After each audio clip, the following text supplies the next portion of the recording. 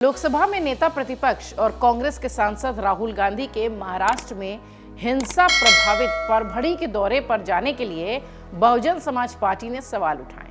Bahujan Samaj party के मुखिया और यूपी की पूर्व सीएम मायावती ने तीखी प्रतिक्रिया दी।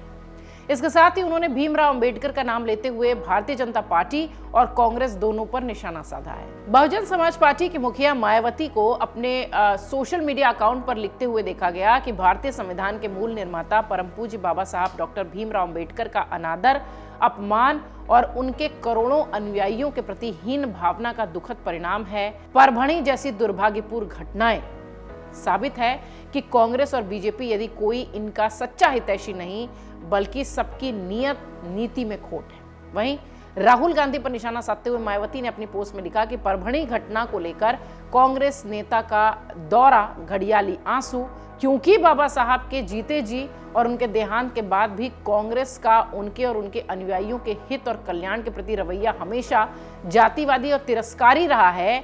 इनको दलित पिछड़ों की याद केवल इनके बुरे वक्त में आती है। मायावती ने एक अन्य टिप्पणी में यह भी कहा कि इसी क्रम में केंद्रीय गृह मंत्री से संसद में बाबा साहब विरोधी टिप्पणी को वापस लेने की मांग को लेकर बीएसपी द्वारा देश भर में जिला मुख्यालयों पर शांतिपूर्ण धरना प्रदर्शन सफल बनाने के लिए सर्व समाज से अपील है।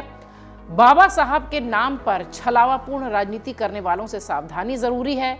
बीएसपी का अंबेडकरवादी आत्मसम्मान का मूवमेंट बहुजन समाज को वोट के माध्यम से शासक वर्ग बनाने का राजनीतिक मिशन है, जबकि दूसरी पार्टियां केवल इनके वोटों के स्वार्थ की खातिर अंबेडकरवादी होने का ढोंग करती रही हैं। दलित बहुजन के हितों में इनके मुंह में राम, बगल में छुरी जैसा है। मायावती की यह सोशल मीडिया पोस्ट लगातार उन्होंने एक के बाद एक की जवाब देख रहे हैं। आपको बता दें, राहुल गांधी महाराष्ट्र के परभणी शहर का दौरा करने वाले हैं और इसके दौरान ही वो इस महीने की शुरुआत में हुई हिंसा में मारे गए 2 लोगों के परिवारों से मुलाकात करेंगे। राहुल गांधी के इस दौरे को बीजेपी ने नाटक करार दिया है। महाराष्ट्र बीजेपी प्रमुख और राजस्व मंत्री चंद्रशेखर बावनकुले ने राहुल गांधी के दौरे को नाटक बताया है। उन्होंने बातचीत में कहा कि इस तरह के नाटक करने के बजाय इस बात पर ध्यान केंद्रित किया जाना चाहिए कि रचनात्मक तरीकों से समाज को कैसे लाभ पहुंचाया जा सके।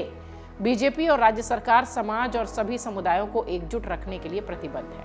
वहीं राहुल गांधी पर कटाक्ष करते हुए शिवसेना नेता शाइना एनसी ने भी कहा कि राहुल गांधी का विशेष विमान से यात्रा करके ये दिखाना कि वो सोमनाथ सूर्यवंशी के परिवार के साथ हैं, पाखंड है। जब वो संसद भवन के बाहर हाथापाई देखते हैं तो वो चिंता क्यों नहीं जताते या समर्थन क्यों नहीं करते? हम सोमनाथ सूर्यवंशी के परिवार के साथ हैं और राहुल गांधी की तरह हम इस पूरे मामले पर राजनीति नहीं कर रहे हैं।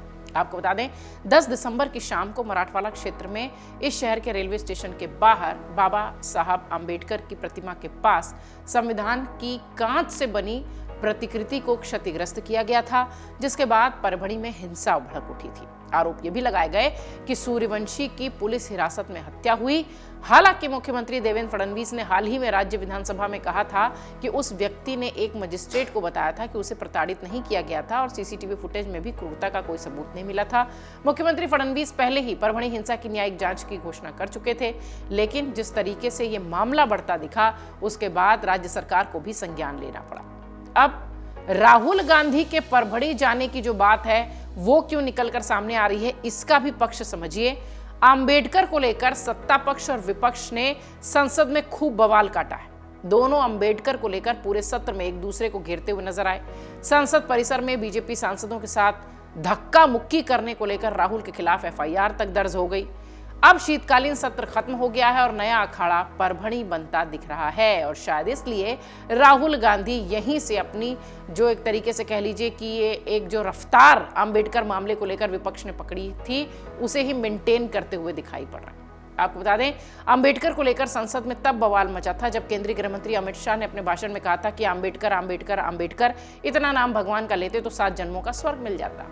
ये वही छोटा सा उनके भाषण का हिस्सा था जो कि सोशल मीडिया पर वायरल किया गया, जिसको देखकर देश भर में विपक्ष मुद्दा बनाने की कोशिश करता रहा। अमित शाह ने संसद में संविधान पर चर्चा के दौरान कांग्रेस पर निशाना साधते हुए ये पूरी बात कही थी। उन्होंने कहा था कि अंबेडकर का नाम कांग्रेस लेती है लेकिन काम बिल्कुल उलट करती है और विपक्ष ने इस हिस्से को काटकर उसको जमकर विपक्षी नेताओं ने तमाम सोशल मीडिया पोस्ट में इसको शेयर किया और अमित शाह के खिलाफ एक माहौल बनाने की कोशिश विपक्ष ने की है। इसके बाद विपक्ष लगातार अमित शाह से माफी और इस्तीफे की मांग करता रहा। इस बीच परभणी में यह घटना घटी थी और इस पूरे मुद्दे को केंद्र में अंबेडकर से जोड़कर अब बनाया जा रहा है। ऐसे में कांग्रेस और बीजेपी दोनों पीछे नहीं हटना चाहते।